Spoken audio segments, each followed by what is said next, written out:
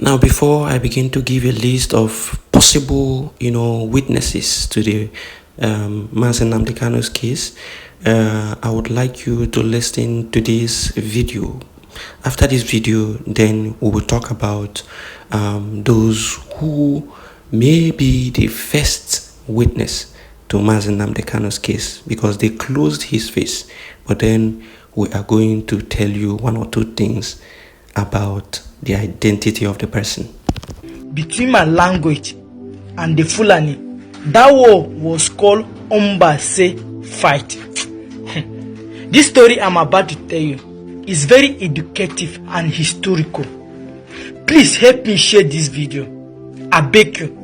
Help me share this video so that this video will get to many Nigerians who think their problem is from outside, not knowing that the problem of your house or the problem of your community is your community people, and the problem of Nigeria as a country is we Nigerians that are living in Nigeria, not to somebody from outside country.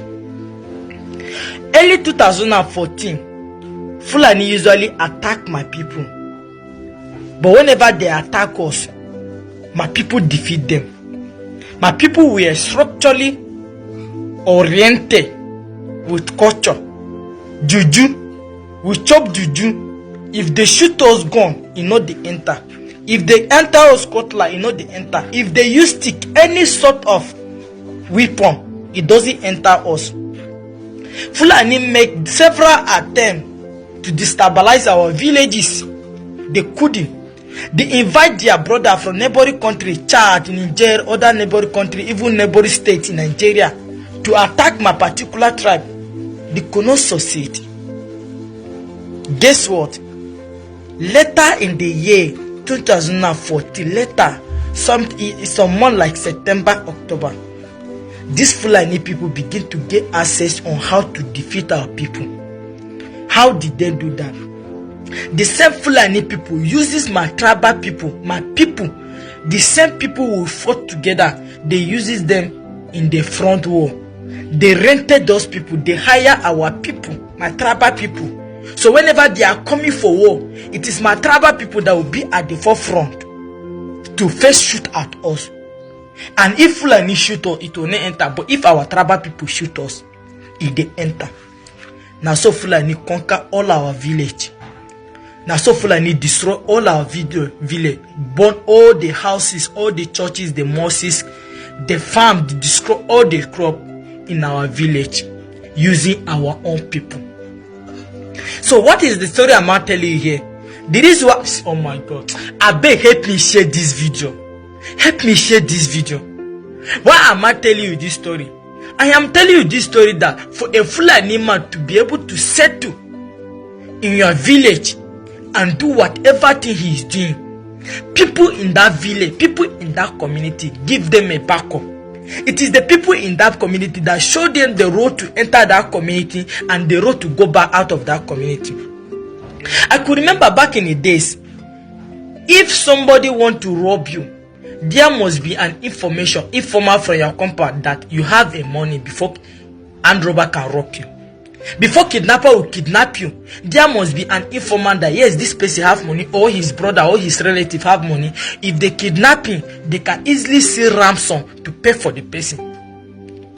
You understand? So if you are saying that I am a king in my land, I am the representative of my people, I am the governor of my state, and I said these particular people, they are a problem to my people, so I will not allow them settle. How can them settle? They can never settle. So the enemy of a man is someone that knows him.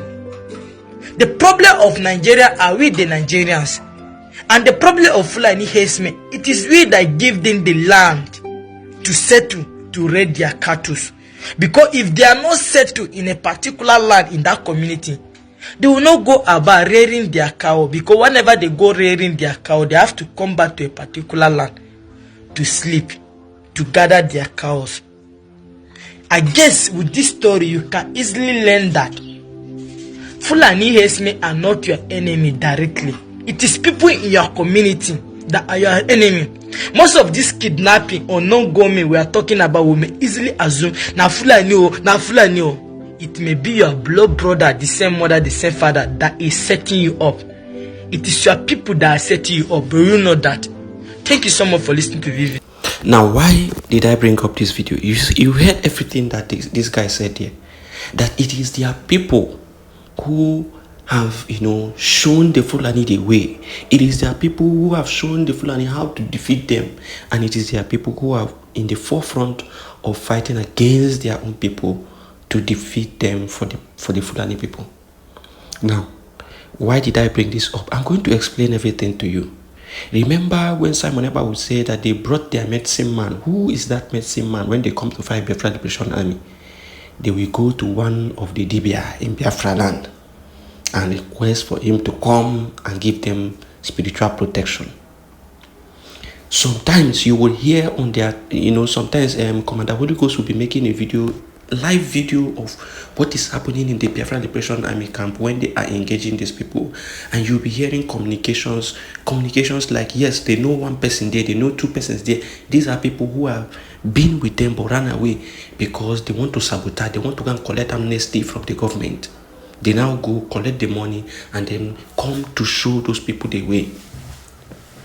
Come to show those people the way of how to defeat the Biafra Liberation Army. That is what is happening.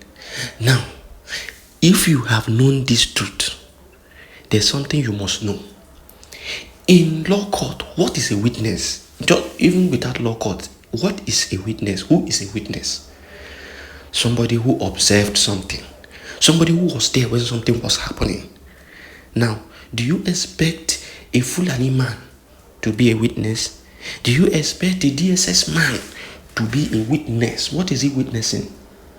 I can tell you categorically clear that witness in that witness box is an Igbo man. That witness in that witness box is an Igbo man. There's nothing you can tell me about it. And that person most likely has worked closely with Nnamdi Kanu and men on ground. Take this to the bank. That person is involved, has been involved with the Biafra Liberation movement. I am telling you nothing but the truth. It is not a northerner. That person you see is an Igbo man. I am telling you. Now, I will give you a list of people. Possible people. People who can be in that witness box. One and topmost is Ijele Speaks. Why did I put Ijele Speaks as number one? Remember that he has been in custody. The zoo, when they got Nnamdi Kanu, they quickly, after some time, picked him, put him in custody so that he will not leave the country. He will serve as a witness. And he has said it countless times that he was witness against Nnamdi Kanu. So what do you think?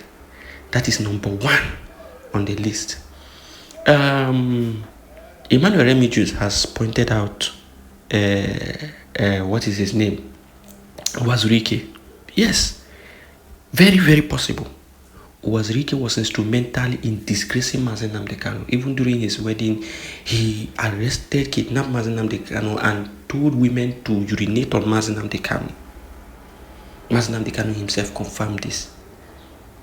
Such a man can do and undo because of position, power, money.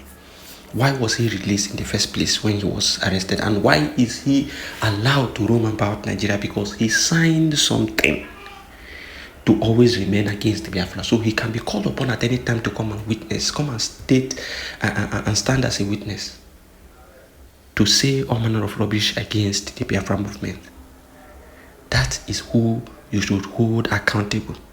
Now, the reason why I'm telling you that it is an Igbo man is because a Fulani man will not come and cover his face for you. Who are you? What is he covering his face for? A Fulani man will not cover his face for you. An Hausa man will not cover his face for you. A Yoruba man will not cover his face for you. What does he have in common with you?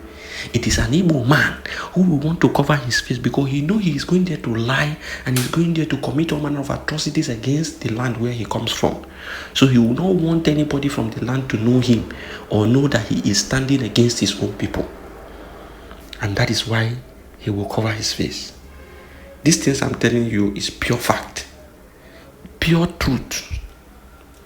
Now, another person who I have listed two, another person is this one that calls himself a lawyer, Ejiofor. Possibility is there that he will present himself. I am telling you, if you understand the games they played behind doors to bring Nnamdi Kanu back, you will,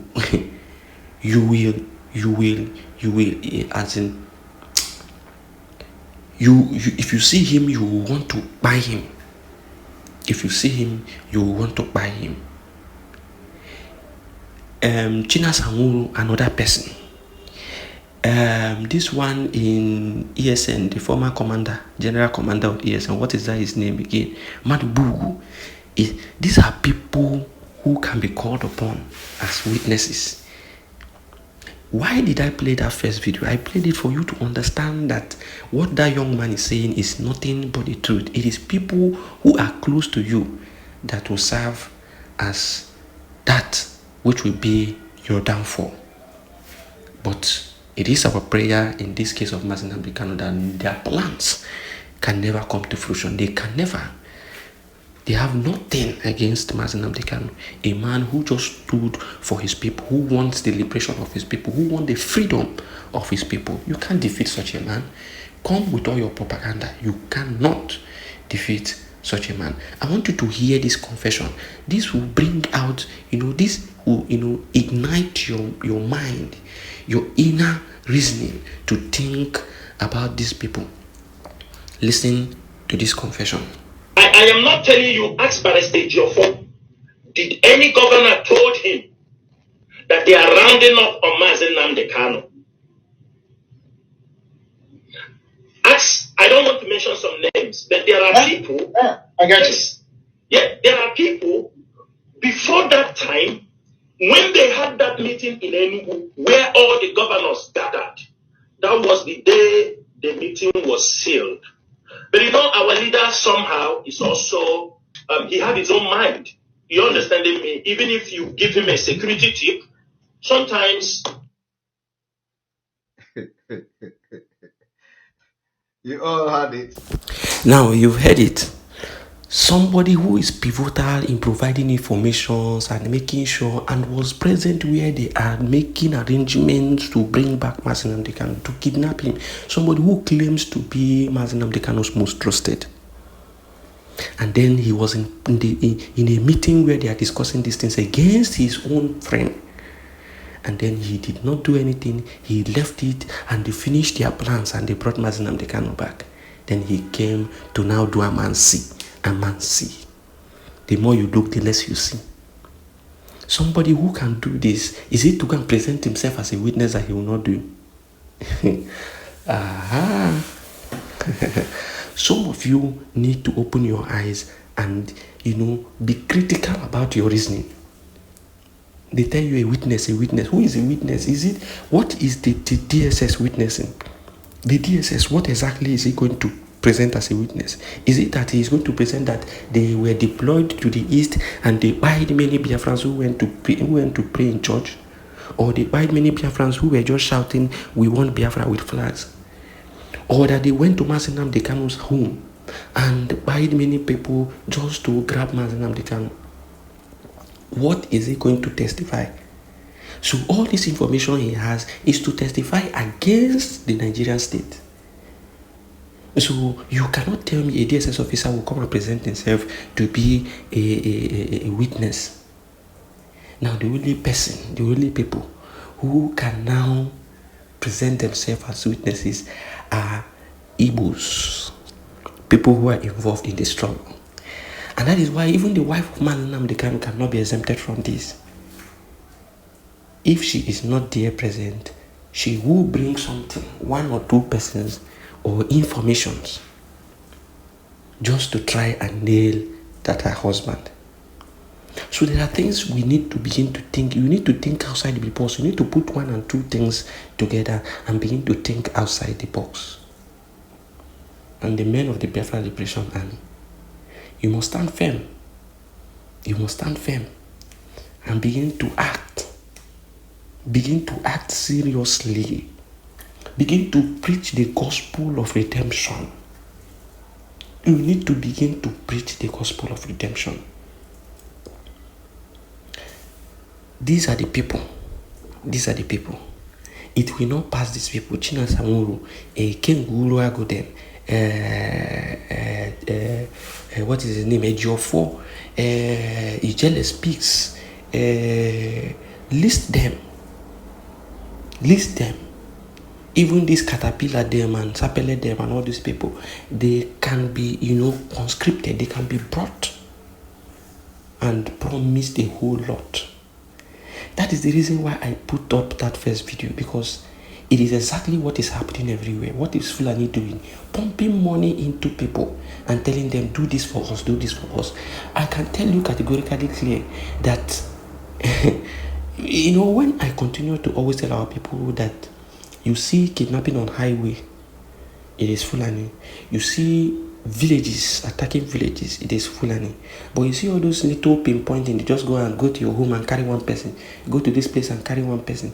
It is done by local people. Fulani will always stand on highway near bushes. They will always come to villages and attack. But then, when they come to villages, they need help of people to navigate through that village. Who will help them navigate? It is your own people who will collect money from them and show them the way. Hey, a stranger, your enemy cannot do you harm than your own brother and relative and friend. See, your enemy, you know your enemy and you know how to handle your enemy. But your friend, you see him as a pal, you see him as a close person, you see him as somebody who cannot harm you. That is the person who will do you the greatest harm. That is the person who will harm you and it will touch you, it will hit you, it will be effective.